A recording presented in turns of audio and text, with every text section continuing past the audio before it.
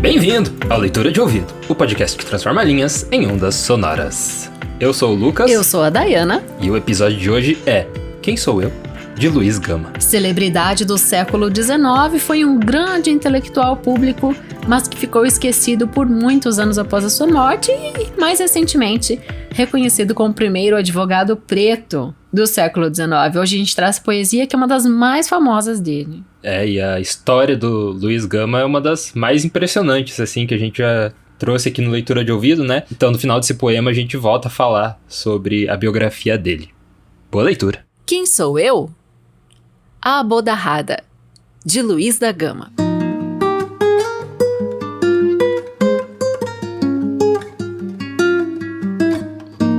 Quem sou eu? Que importa quem? Sou um trovador proscrito, que trago na fronte escrita esta palavra: ninguém. Augusto Emílio Zaluar, em Dores e Flores. Amo o pobre, deixo o rico. Vivo como tico-tico, não me envolvo em torvelinho, vivo só no meu cantinho. Da grandeza sempre longe, como vive o pobre monge. Tenho muito poucos amigos, porém bons, que são antigos. Fujo sempre à hipocrisia, à sandice, à fidalguia. Das manadas de barões? Anjo bento, antes trovões. Faço versos, não sou vate, digo muito disparate. Mas só rendo obediência à virtude, à inteligência. Eis aqui o Getulino, que no plectro anda mofino. Sei que é louco e que é pateta. Quem se mete a ser poeta? Que no século das luzes, os birbantes mais lapuzes compram negros e comendas. Tem brasões? Não, das calendas. E com tretas e com furtos, vão subindo a passos curtos. Fazem grossa pepineira, só pela arte do Vieira, e com jeito e proteções galgam altas posições. Mas eu, sempre vigiando, nessa súcia vou malhando, de tratante bem ou mal, com semblante festival. Dou de rijo no pedante de pílulas fabricante, que blasona a arte divina com sulfatos de quinina, trabuzanas charopadas e mil outras pataquadas, que sem pingo de rubor diz a todos que é doutor.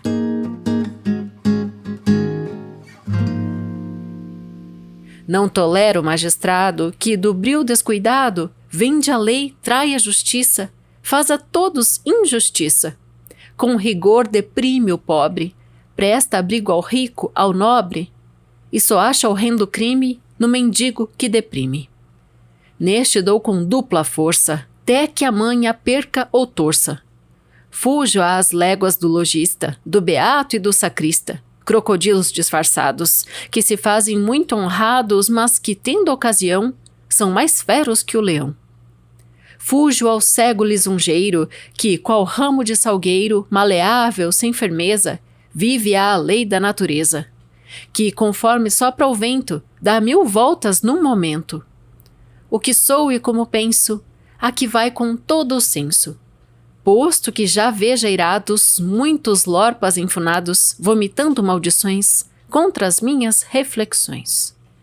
Eu bem sei que sou qual grilo, de maçante e mau estilo, e que os homens poderosos desta aringa receosos hão de chamar-me tagarelo, bode, negro, monge belo.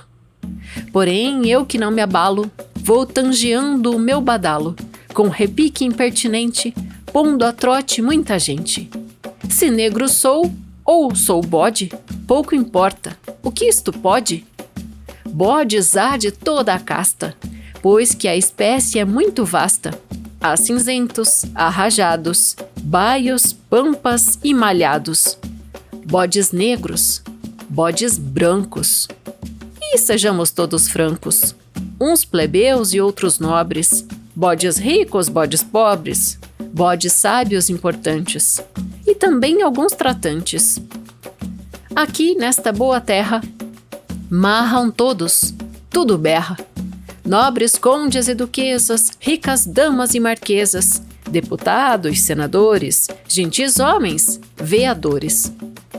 belas damas emproadas da nobreza empantufadas, repimpados principotes, orgulhosos fidalgotes, frades, bispos, cardeais, fanfarrões imperiais, gentes pobres, nobres gentes, em todos há meus parentes.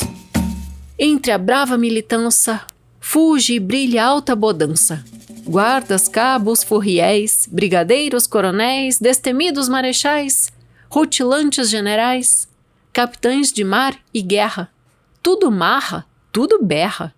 Na suprema eternidade, onde habita a divindade, bodes há santificados, que por nós são adorados. Entre o coro dos anjinhos também há muitos bodinhos. O amante de seringa tinha pelo e macatinga. O deus Mendes, pelas costas, na cabeça tinha pontas. Jove, quando foi menino, chupitou leite caprino. E, segundo o antigo mito, também Fauno foi cabrito. Nos domínios de Plutão, guarda um bode o Alcorão. Nos lundos e nas modinhas, são cantadas as bodinhas.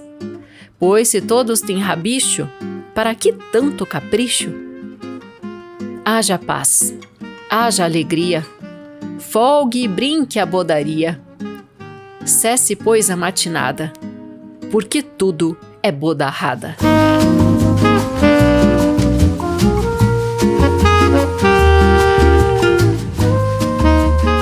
E esse foi Quem Sou Eu, de Luiz Gama. Vou repetir aqui o último verso. Cesse, pois, a matinada, porque tudo é bodarrada. Eu achei engraçado essa palavra. Pra mim é uma Bodarrada. enfática afirmativa, é quase um apelo, né, esse último verso. Sabe o que é matinada, Lucas? Matinada é uma matina de um coletivo de bode? Não. Matinada Mas de foi boa bode? tentativa. É o período que compreende o final da noite e o começo do dia. Ou deve ser bodaiada? Bodarrada, né? É o termo que ele usa. Mas enfim, então o tá. final da tipo, noite... matinê. Será que vem daí? É mais ou menos. uma palavra derivativa, Derivativa. né? Aham. Que quando fala em final da noite e início do dia, a gente tem uma mensagem profundíssima aí. Ah, sim, com certeza. Né, Então, eu acho que ele foi muito feliz ao terminar essa poesia dessa forma. O fim das trevas e o início da luz, né? Isso mesmo, muito bonito. Eu gostei muito dessa última frase e pra mim foi realmente, ele vaticinou, é quase um apelo. Cesse, pois, a matinada, porque tudo é bodarrada. Tendo dito isso, comecemos a análise deste poema. Eu até encontrei um depoimento sobre, que eu acho que pode ter a ver com esse poema, pode ter originado, talvez, legal. esse conflito, né? Que foi o coronel Teodoro Xavier, que odiava o Luiz Gama. Uhum. Porque o Teodoro Xavier já tinha perdido um escravo pelo Luiz Gama. Daqui a pouco a gente Vai explicar por quê. Como é esse perder escravo pro Luiz Gama? vai falar de todo mundo que ele libertou, né? E daí esse coronel chamava o Luiz Gama de bode, tentando insultar ele, né? Uhum. E daí o Luiz Gama respondeu: eu não sou bode, sou negro, minha cor não nega. Bode é a vossa excelência que pretende disfarçar com essa cor clara o mulato que está por baixo. E daí no poema de hoje, né, a gente vê ele, né, somos todos bodes. Não, isso tudo, olha esse contexto, né? A gente tem esse poema realmente sendo escrito como uma resposta a esse apelido, que inclusive repercutia, não só esse coronel Xavier que você acabou de citar, mas muitas vezes os intelectuais da época que estavam macomunados com os ricos tentavam impor, chamavam de bode, era um termo usado de forma depreciativa a todas as pessoas que eram negras, mas um pouquinho mais claras, sabe? Então, e o Luiz da Gama se encaixa nisso, porque ele era filho de uma escrava liberta com um fidalgo, né, um branco, um homem branco, que aliás... Aí entra a biografia dele, ele nunca citou o nome desse pai que lhe causou tanto mal. Eu não quero entrar no mal do pai ainda, Lucas. Vamos segura aí que é um teaser. Vamos falar da análise, né? Vamos continuar a análise. Do poema. Até eu destaquei alguns versos. Primeiro, para situar para você. É uma das poesias mais famosas do Luiz da Gama, tá no livro Primeiras Trovas Burlescas de Getulino. Adorei esse nome. O livro saiu em 1859. E acho que é o único publicado, né? Ele com tem ele um em vida, outro né? que é Novas Trovas Burlescas. Ah. Então, esse saiu em 1859 e o Novas Trovas Burlescas em 1861. Isso mesmo, peguei aqui na minha anotação. Esse livro tem 40 poesias, então a gente pensou Quem Sou Eu para você. E depois, futuramente, traremos outras, porque são muito boas. Eu selecionei assim, já coloquei asterisco nas minhas preferidas e com certeza elas voltarão ao podcast em momento oportuno. Isso. Entre parênteses, embaixo do Quem Sou Eu, está a bodarrada, né? Então remete essa comparação com o bode e conclui naturalmente, né, na poesia que há bodes de todas as cores, brancos, pretos, cinzas, ricos, pobres, malhados, pintados, coloridos, enfim. Ele lista, né, todos os bodes. Getulino era um dos pseudônimos que ele usava. Ah, Getulino. Por isso, Primeiras Trovas Burlescas de Getulino.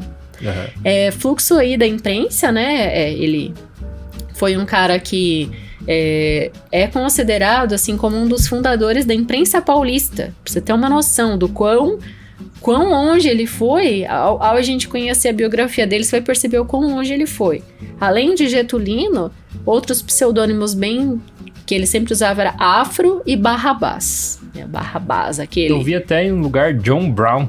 Ah, é? Esse eu não encontrei. Eu não sei agora em relação ao que teve isso, mas também era um deles. Mas Entrando mais na análise técnica, então, dessa poesia. São 138 versos, todos em redondilha maior.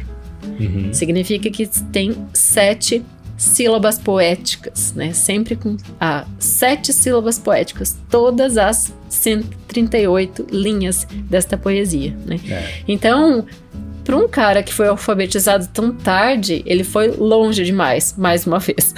Fica de novo o teaser da biografia. A gente só tá dando teaser da vida dele, não tá chegando lá. Não, a gente já vai chegar lá. É que assim, o segundo verso que me chamou muito a atenção: vivo como tico-tico. Daí fui ver, né? É esse passarinho. Ele se distingue que vai justamente... no fubá, né? Tico-tico no fubá. Porque ele tem uma coloração rajada de marrom, negro e cinza. Mas ele tem um topete. Isso nos diz muita coisa. Simbologia passarística. E daí depois, pegando outro verso. Só pela arte do Vieira. Nesse livro, que está em domínio público, nas referências que foi para os nossos apoiadores, tá lá facinho. Joga no Google, você também vai encontrar. Ele cita o Vieira, só pela arte do Vieira. Ele tá falando aqui do padre Antônio Vieira, que denunciava nos seus sermões esses desmandos todos da colonização portuguesa, né? Um dos textos do Vieira teve o título A Arte de Furtar. Então, quando ele usa só pela arte do Vieira, ele tá fazendo uma inversão, trazendo essa ideia do texto do Vieira para esse verso da poesia, né? Sim. E... no meu ponto de vista, dos 138 versos, a partir do 80, a coisa esquenta. E é quando você colocou... fiz uma rima aqui. É quando você colocou aquela trilha sensacional africana, que eu falei, uau! Os tambores, né, a percussão. Então... daí ele desce a letra, né? Desce a letra e se negro sou ou sou bode, pouco importa. O que isso pode? Bodes há de toda a casta, pois que a espécie é muito vasta, né? E a partir dali, então, o argumento dele, né? Essa autodefesa e esse puxar pra si e depois jogar na cara dos outros, ele só vai aumentando, né? Então, o Gama era um defensor da República, né? E ele enumera, inclusive nos versos, também esses personagens, né? Do período político colonial brasileiro. A gente tem termos como fanfarrões imperiais, daí vem nobres condes e duquesas, ricas damas e marquesas. E de outro lado também ele cita deputados, senadores, gentis homens, veadores, que seria veadores, Lucas. Eu fui pesquisar, são servidores da corte. Então tá certo, tá liberado. Então. Daí ele fala, tudo marra, tudo berra, ou seja... todo mundo é bode. Mas o que eu mais achei sensacional é que quando vai se encaminhando pro final da poesia, A última estrofe, principalmente, enaltece os alcances e os poderes do bode. Sim. Eu vou dizer aqui.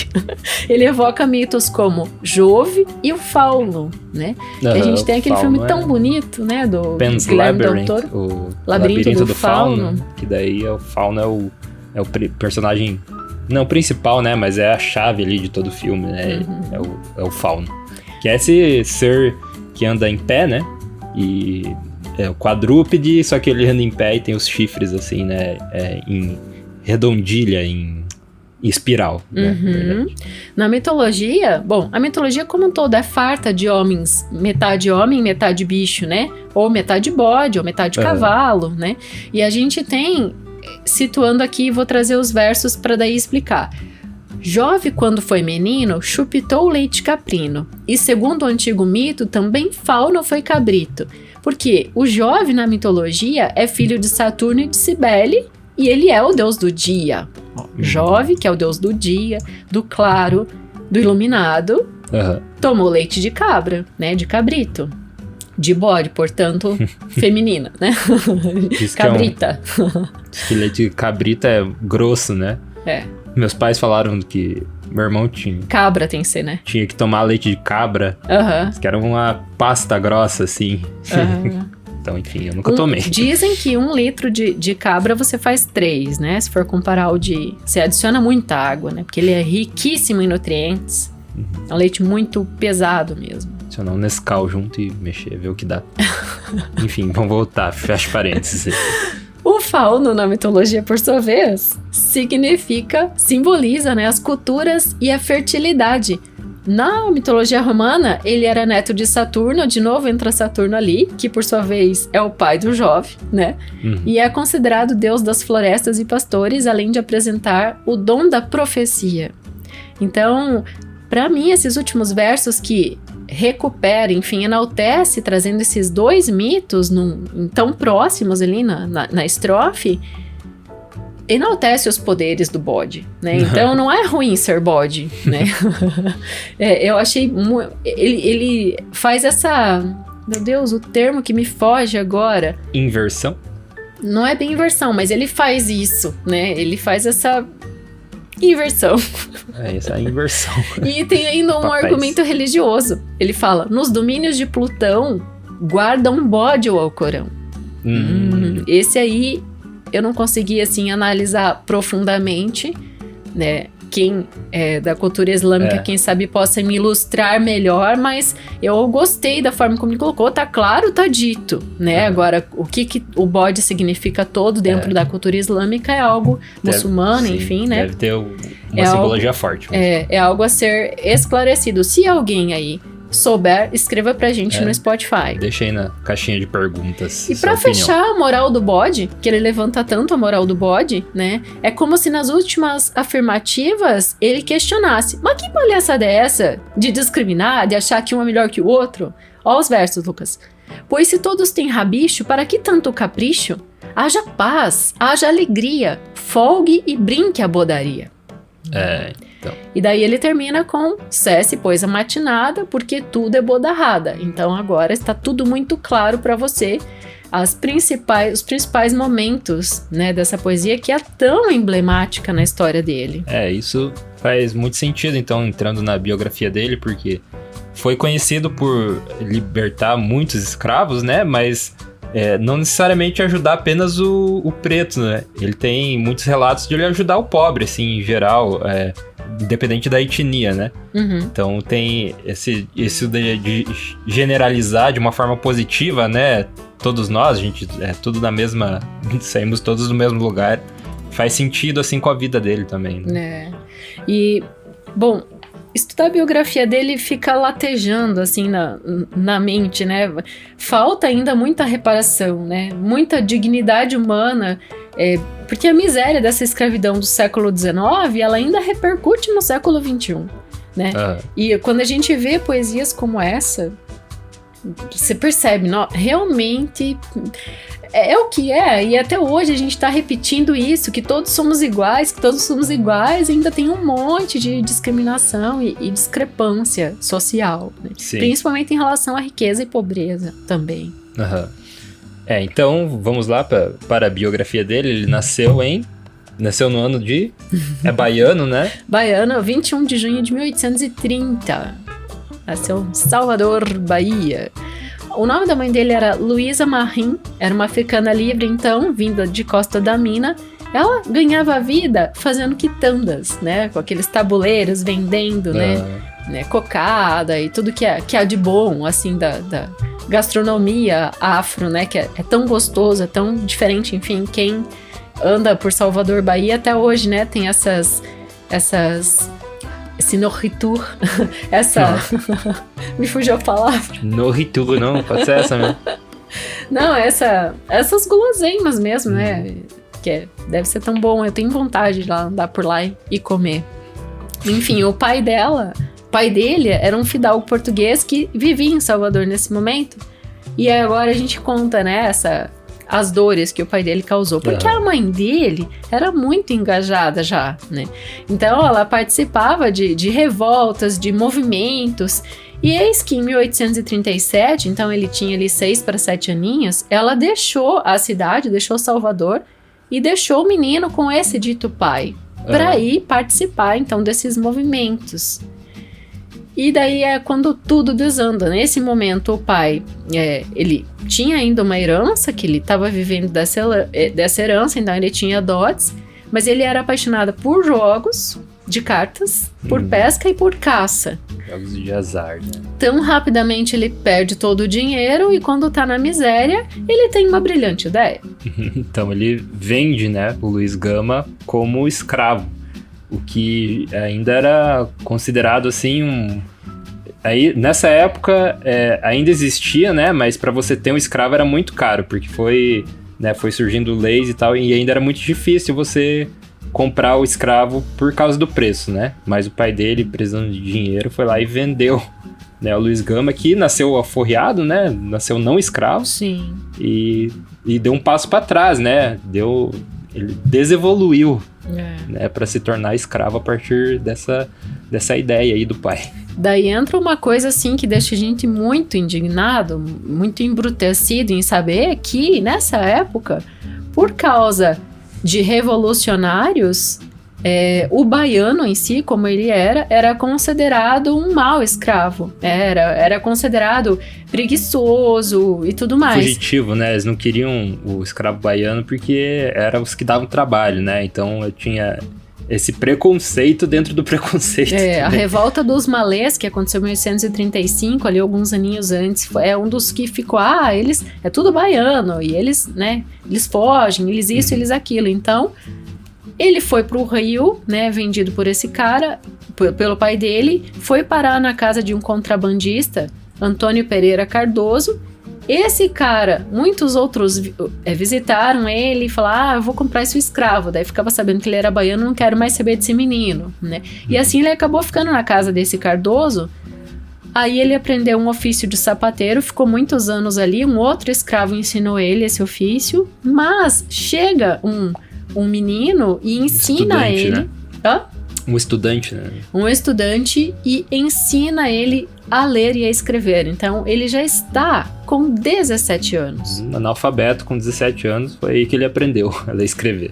Foi um hóspede. Porque o ler e escrever não era uma condição do escravo, né? Então, o escravo que sabia ler e escrever provavelmente era um escravo alforriado, liberto já, né? Escravo mesmo não sabia de jeito nenhum e era mantido... era bloqueado, né, muitas vezes esse conhecimento deles, né, então nenhum escravo sabia fazer isso.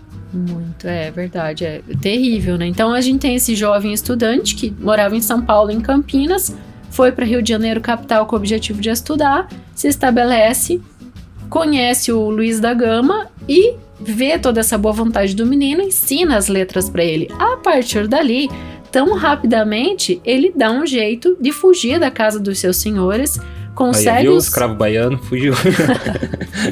Consegue os documentos que confirmam a sua liberdade, que ele já nasceu alforriado, e então ele começa a vida dele como independente, como alguém que começa a ajudar o outro também. Depois ele trabalha, inclusive, alfabetizando pessoas mais pra frente, mais adiante, né?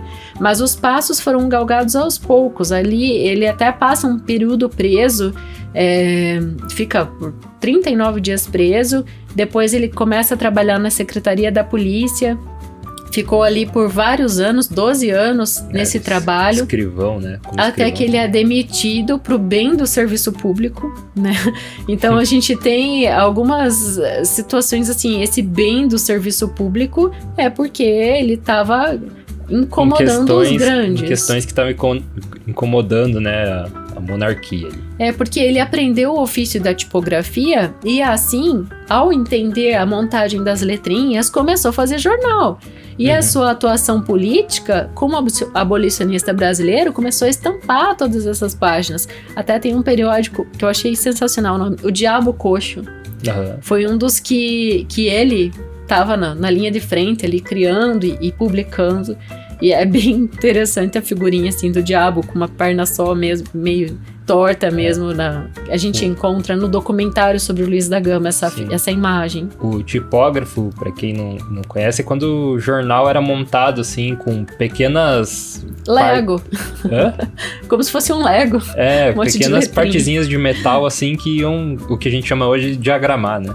Então era assim a diagramação, era o tipógrafo que fazia, montava as matérias nos quadrinhos assim de metal, que daí funcionava como uma espécie de carimbo depois, né, no papel jornal ali. Então ele aprendeu esse ofício depois que ele saiu de ser escrivão ali da polícia. E são inúmeros os periódicos do Rio de Janeiro e de São Paulo em que ele participou ativamente publicando seus ideais abolicionistas, enfim, sua atuação política.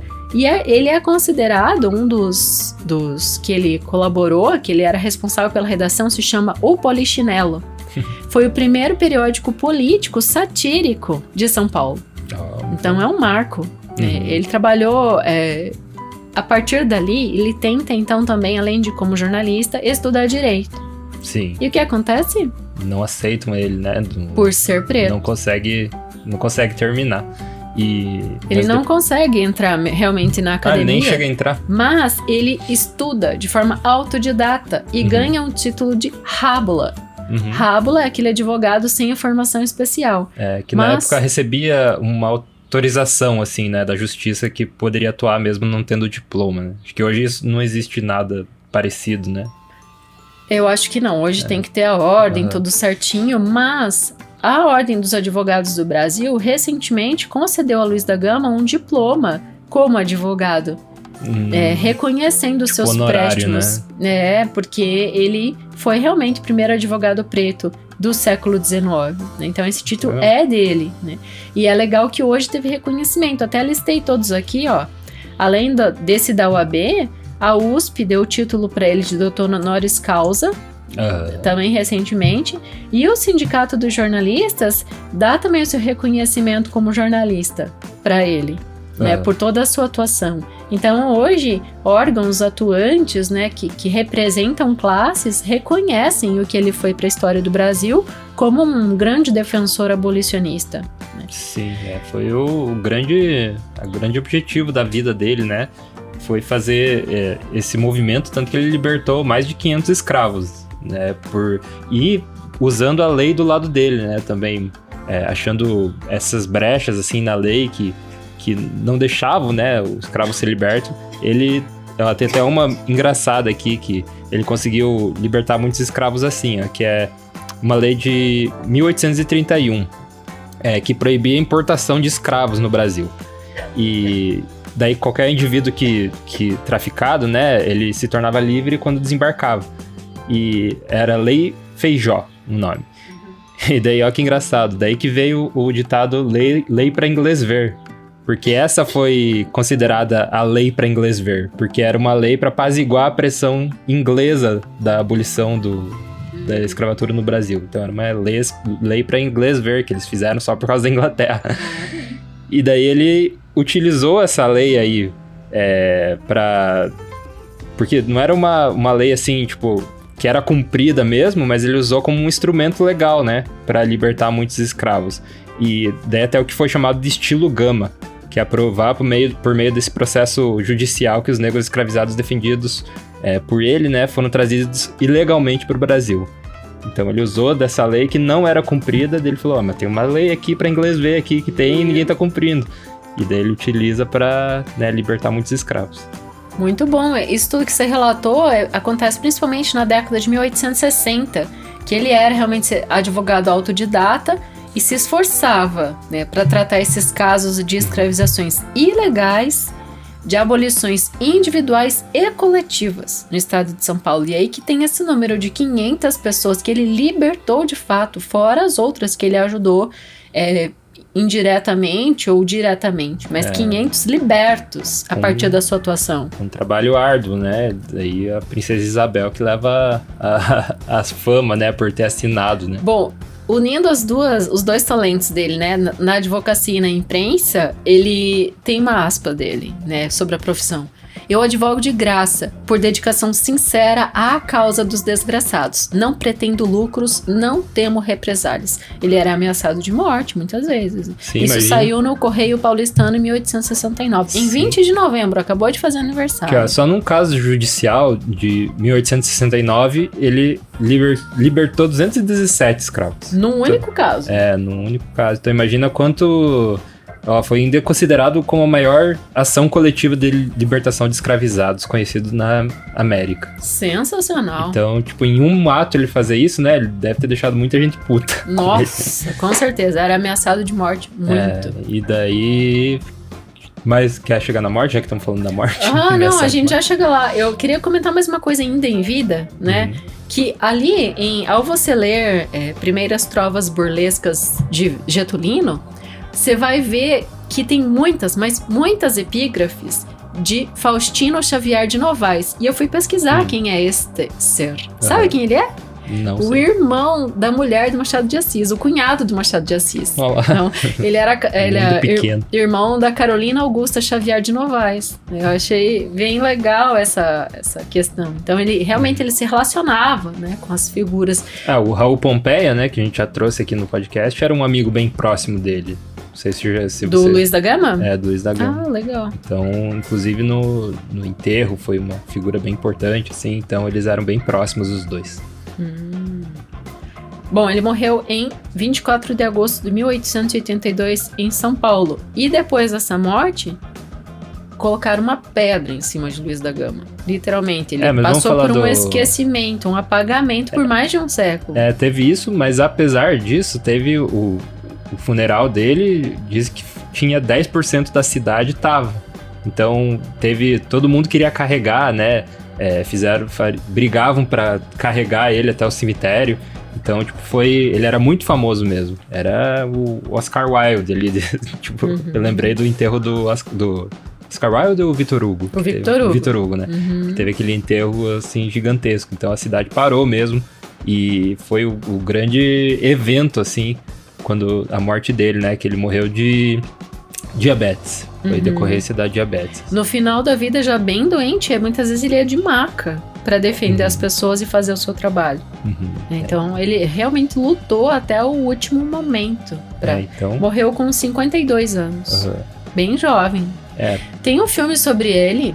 Eu vi algumas cenas dele. Eu vi o trailer também. É um filme de Jefferson D. É o diretor.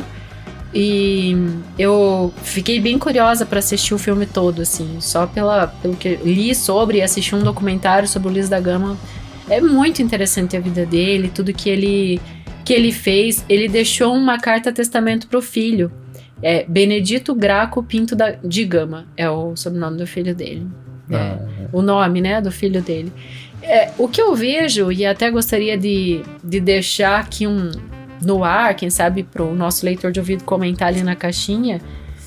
Agora que a gente encerra, né, o mês da consciência negra com esses 4 episódios que tivemos aí, recapitulando, né, dos mais recentes hoje. Então, Quem Sou Eu, de Luiz da Gama. Semana passada, Broquéis, Cruz e Souza. Na retrasada, Lima Barreto com Clara dos Anjos. E na primeira semana a gente abre com Confidência, do Castro Alves, que está no livro Os Escravos, né? Acho que a gente teve bons exemplares para debater E jogo no ar aí a questão da miséria da escravidão, né? A gente ainda tem essas mazelas repercutindo hoje. Sim. A gente ainda tem muito sofrimento. A gente fala o mês da consciência negra, mas a gente traz no Leitura de Ouvido todo mês, né, autor negro. A gente traz o ano inteiro, né? Toda a temporada tem muita coisa. Teve o mês da consciência negra. A gente só tá falando isso agora, né? Mas aqui no podcast constantemente dando atenção para esses autores de minoria, né? Muitas vezes que não tiveram reconhecimento em vida. Claro que a gente traz os famosões, né? Mas se você for pensar, até o Edgar Allan Poe não teve tanto reconhecimento em vida, né? Também. Hoje Sim, ele morreu na sarjeta. Então a gente procura trazer autores que não tiveram esse reconhecimento e também que são desconhecidos, assim, né? Eu lembro quando a gente trouxe a Maria Firmina pela primeira vez aqui no podcast, ela era bem desconhecida. Sim. Não encontrava pouquíssima coisa dela. Lá no primeiro ano de podcast. E daí talvez a gente possa ter ajudado a deixar mais famosa, ou talvez... Quero acreditar que sim. Talvez tenha sido um movimento coletivo, né? Que imagino que foi também, que hoje, se você pesquisar ela, você encontra muito mais pessoas falando da Maria Firmina, né? Inclusive caiu em vestibular, né? Então, é legal a gente trazer à luz, assim. E o Luiz Gama, na verdade, ele tá sendo bem reconhecido agora, né? Mas como você falou, teve essa pedra que colocaram em cima durante muitos anos, por ele ter deixado brigado com muita gente, né, em vida para conseguir o direito, né, de todos. E essas pessoas, senadores, enfim, pessoas de poder, foram apagando a história. Eu até fiz uma relação com o Machado de Assis, né, pra você. Falei que é igual aquela história que o Machado de Assis era branco, né? Quanto tempo a gente ficou achando que era isso. Acreditando nisso. É verdade. Hoje você pesquisa sobre os principais autores da literatura afro-brasileira e o Machado é um dos que nunca deixa de vir, junto com a Maria Firmina dos Reis, né? Com certeza. Então, é muito bom a gente ter a oportunidade de esclarecer, né, a história dessa forma. E com eles, né, a gente daí vai subindo a escadinha, né? Carolina Maria de Jesus, daí hoje a Conceição Evaristo, né, e muitos outros tantos escritores que estão conseguindo esse reconhecimento, que é árduo, né, que é difícil, mas vai chegando devagar. E a gente gosta de saber que tá colocando nossa sementinha ali, né, pra esse cenário ir mudando. Enfim, fica aí pra você se manifestar em relação ainda ao preconceito que existe e... Enfim, eu acho que existe uma dívida ainda muito grande, mas a gente vai vendo cada vez mais essa literatura de voz e de vez ocupando seu lugar, né? Ganhando prêmio, sendo destacada. Então, aqui a gente trabalha com texto em domínio público, né? Por isso que você não escuta um texto da Carolina Maria de Jesus aqui, você não escuta um da Conceição, mas você sempre vai ouvir a gente falando delas de alguma forma também, porque repercute, né? Elas entram no debate, mas a gente não traz o texto, que para isso precisaria do direito autoral. Sim, né? A gente não faz os textos... esses textos contemporâneos mais famosos, né? Para não esbarrar em direito autoral, e daí, a gente vai pôr o livro da Conceição Evaristo, por exemplo, aqui para você ler de graça, sendo que ela vive da venda dos livros, né? Então, por isso também a gente joga luz aos autores em domínio público. Tem tanta gente que tem que ser conhecida, esmiuçada essa biografia, entendido esse texto, por isso que a gente traz essa análise aqui desta forma, né? Dando a nossa colaboração nesse sentido. Isso, e para você dar a sua colaboração para esse projeto, né, para essa iniciativa aqui do Leitura de Ouvido, você pode fazer nos apoiando, que é por duas formas que você pode fazer isso, que é pelo apoia.se/leitura de ouvido, que é o nosso financiamento lá coletivo mensal, ou também pela chave Pix, leituradeouvido@gmail.com. Dessas duas formas aí você vai receber umas recompensas também, que são... você vai entrar nos créditos finais aqui do podcast e também semanalmente você recebe o estudo aprofundado de cada obra. Então tudo que a gente falou aqui e mais ainda, mais informação com referências e tudo, a Daiana prepara o e-mail junto com a arte de capa que eu faço e vai para os nossos apoiadores semanalmente com uma mensagem personalizada ainda, assim, um alô mais descontraído, né? E também tem essa conexão mais próxima com a gente troca muita ideia com os nossos apoiadores e isso faz o podcast melhorar também e a gente atender a vontade de vocês, né? Então, para ser nossos apoiadores, são essas duas formas: apoia.se/leitura de ouvido e chave Pix, leituradeouvido@gmail.com. E os nossos apoiadores são eles: Adalberto Machado Santos, Aguinaldo Ângelo Silveira Rebouças, Ana Cláudia Chaguri Lopes, Augusto Marques Ramos, Bruna Foltz Coutinho, Bruno Guedes com o Grupo Danco, Caio Naves Oliveira, Cláudia Lube, Daniela Caroline de Camargo Veríssimo, Eduarda Quartim, Elaine Vieira Ferreira, Fabiana Maria Landiva, Felipe Cronato, Fred Teixeira Trivelato, Isabel Araújo Alves, Jaqueline Conte, Kelly Torquato, Leandra e Abel Borges, Lina Soares, Marcos Moraes de Oliveira, Marcos Vinícius, Maria Lúcia Rickbard, Mauro Catarino Vieira da Luz, Matheus Simon Brum, Mônica Tocárnia, Nariel Arruda Borba, Paulo José Pereira de Rezende, Paulo Moura, Raimundo Gabino dos Santos, Harmana Freitz Yachitsky, Regina Pacheco, Sérgio Ares Rico da Luz, Silvana Silva, Valéria Batista Pereira, Wagner Lúcia Alves, Zenilda Ribeiro da Silva. Obrigado aí, apoiadores do Leitura de Ouvido. Se você for um dos nossos apoiadores novos, a gente também dá um destaque a mais pra você. A gente manda um abraço antes, né? E te faz uma micro-homenagem ali antes de falar o restante dos nossos apoiadores. E se você for um apoiador e ainda não receber o nosso e-mail semanal com o estudo e arte de capa, envie um e-mail para leituradeouvido@gmail.com que a gente imediatamente passará a enviar retroativamente todos esses estudos e artes para você.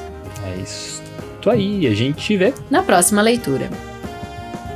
Direção e narração, Dayana Pasquim. Edição, artes de capa e trilha sonora de abertura, de Lucas Piaseschi. Produção, Roca Studios. Avalie no Spotify e na Apple Podcasts. Siga para não perder os próximos episódios. Inscreva-se em youtube.com/leitura de ouvido.